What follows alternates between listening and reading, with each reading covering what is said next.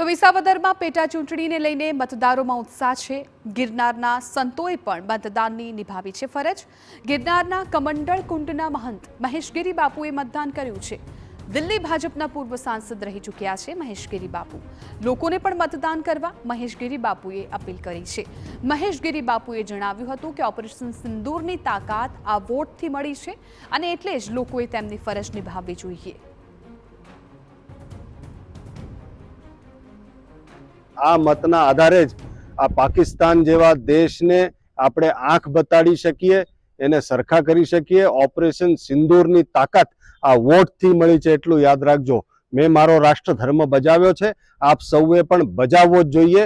ઘરમાંથી બહાર નીકળીને મત આપો, જેનાથી આપણા વિસ્તારના કામ થઈ શકે। સત્તામાં આવાજ ઉપાડીને અને ઊભા રહીને કામ કરાવી શકે એવા વ્યક્તિત્વને મત આપવો બહુ જરૂરી છે, જેથી વિસ્તારનો વિકાસ જે અટકેલો છે 20 વર્ષથી એ હવે થઈ શકે।